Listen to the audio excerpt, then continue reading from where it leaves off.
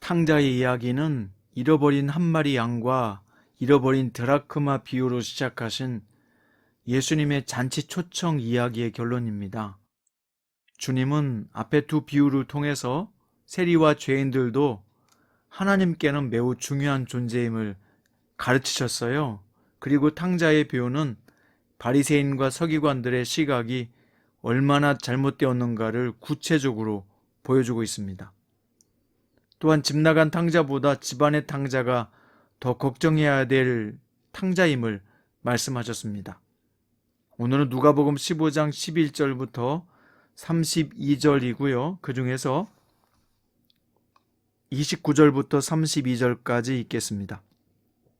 아버지께 대답하여 이르되 내가 여러 해 아버지를 섬겨 명을 어김이 없거늘 내게는 염소 새끼라도 주어 나와 내 벗으로 즐기게 하신 일이 없더니 아버지의 살림을 창녀들과 함께 삼켜버린 이 아들이 돌아오매 이를 위하여 살찐 송아지를 잡으셨나이다. 아버지가 이르되 예, 너는 항상 나와 함께 있으니 내 것이 다 내 것이로되 이 내 동생은 죽었다가 살아났으며 내가 잃었다가 얻었기로 우리가 즐거워하고 기뻐하는 것이 마땅하다 하니라. 아멘. 오늘 말씀의 제목은 돌아온 탕자보다 집안의 탕자가 더 큰 문제입니다. 예수님은 오늘 두 아들 이야기를 시작하면서 둘째 아들에 해당되는 세리와 죄인들이 유대인들이 무시해도 좋을 사람이 아닌 것을 밝히셨습니다. 유대인들이 볼 때는 둘째 아들은 불효막급한 못된 자식이죠. 아버지가 생존해 있는데도 유산을 미리 달라고 한 것은 아버지가 빨리 죽기를 바랬다는 것이고 먼 나라로 가버렸다는 것은 더 이상 율법의 조항대로 살지 않겠다는 것을 뜻합니다. 게다가 둘째 아들은 돼지치는 일을 했고요. 돼지 먹이를 같이 먹었다는 것은 유대인들로서는 구역질 날 일입니다. 돼지는 유대인들이 먹지도 않고 키우지도 않는 부정한 짐승이기 때문이죠. 그런데 둘째 아들이 아버지께 돌아가기로 결정한 것은 자신의 잘못을 반성했기 때문입니다. 내가 하늘과 아버지께 죄를 지었사오니 지금부터는 아버지의 아들이라 일컬음을 감당하지 못하겠나이다. 나를 품꾼의 하나로 보소서라고 아버지 앞에 가서 말했잖아요. 이렇게 돌아가서는 아들이 아닌 품꾼의 하나로 살겠다는 것은 자신의 죄값을 달게 받겠다는 뜻입니다. 이 둘째 아들의 모습은요, 하나님 앞에서 죄인임을 깨닫고 돌아온 세리와 죄인들의 모습을 그대로 반영한 것입니다. 자녀라고는 못하겠고 주변인으로라도 살기 원하는 것은 그만큼 자격이 없는 자인 것을 자각하고 있었다는 뜻이죠. 그런데 아버지 입장은 다릅니다. 둘째 아들을 여전히 아들로 인정합니다. 둘째를 혐오하거나 불효막급한 놈이라고 비난하지 않고 아버지는 따뜻하게 안아주고 품어줍니다.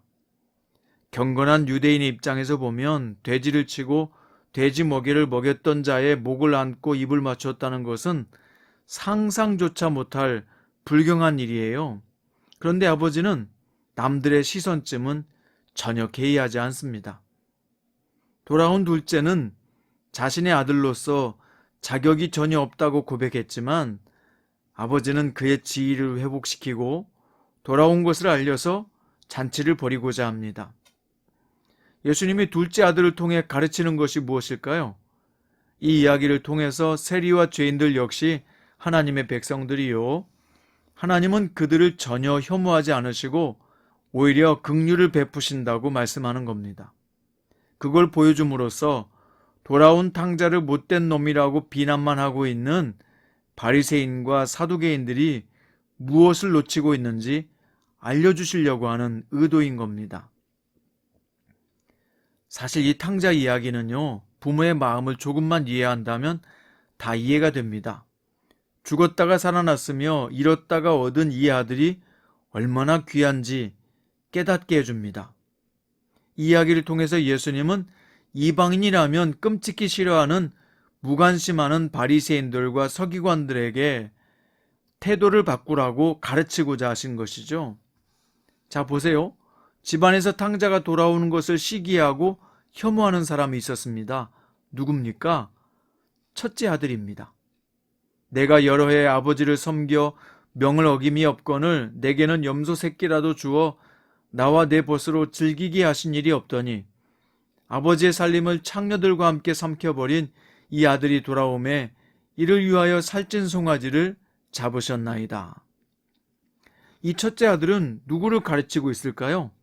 당시 바리새인과 사두개인을 두고 하는 말입니다. 그들은 예언대로 오신 구세주 예수님에게는 관심도 없고요. 자신들의 기득권을 가지고 인기와 명예를 이용해서 자신의 이득과 이윤만을 계산하는 자들이죠. 즉, 교회 안에 탕자들입니다. 그들은 누구보다 아버지를 잘 알아요. 가까이 했고요. 그런데 몰라요. 실제로는 아버지를 모릅니다.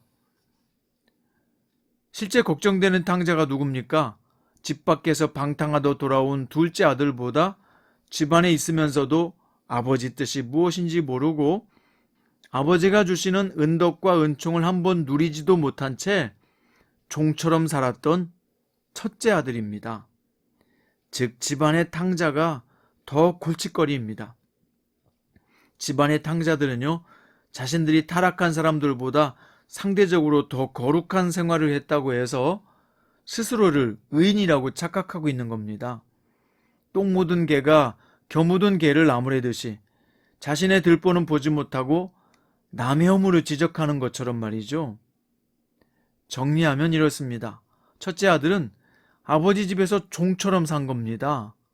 또 첫째 아들은 시기와 질투심은 불같이 타올랐지만 사랑과 긍휼의 마음은 없었어요.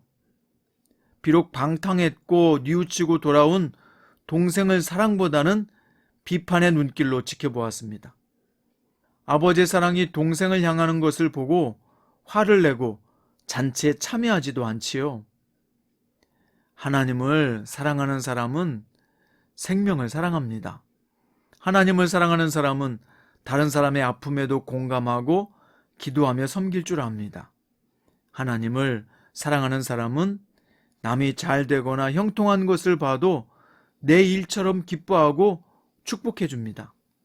하나님을 사랑하는 사람은 사람을 볼 때도 물질로 판단하거나 외모로 판단하지 않고 생명의 관점에서 바라봅니다. 한 생명을 불쌍히 여기고 존중하고 사랑하는 마음은 성령님이 주시는 마음이고 하나님이 기뻐하시는 마음입니다. 그런데 사랑이 없으면 어떻게 될까요? 외식주의, 형식주의가 돼버려요. 사랑이 없으면 맛을 잃어버린 소금과 같지요. 밖으로 던져버려 사람에게 밟힐 뿐입니다. 오늘 한국교회 문제는 우리의 문제예요. 내 문제는 곧 교회의 문제요, 기독교의 문제입니다. 하나님의 집안에 있으면서도 집안의 탕자가 되어버린 첫째 아들이 바로 우리 자신이 아닌지 점검하고 돌아봅시다. 누구나 다 첫째 아들의 고집과 특성을 갖고 있어요. 이게 죄인된 사람의 본능이니까요. 그런데 성령님으로 충만하여 주님과 자꾸 동행하여 살면 소금의 맛을 내서 주변을 부패하지 못하게 막고요. 성령님으로 충만하면 자신이 속한 곳에서 화평하게 되고 사랑하게 되고 용서하게 되고 사람을 세워주게 됩니다. 성령의 열매를 자꾸 맺게 되는 거죠. 이게 바로 우리가 살아가야 할 집안의 거듭난 성도의 모습입니다. 오늘 또 내가 만나는 사람 중에 하나님을 잃어버린 사람들을 만난다면 불쌍히 여기며 주님께 돌아오도록 기도해주고 사랑을 실천합시다. 성령으로 충만해서 아버지 마음을 잘 알고 아버지 뜻을 행하면서 오늘 본문에서 예수님께서 아버지의 기쁨에 참여하는 자가 되라는 말씀처럼 아버지 하나님으로 즐거워하고 기뻐하는 은혜가 충만한 거듭난 첫째가 되시기를 주님의 이름으로 축원드립니다. 기도드립니다.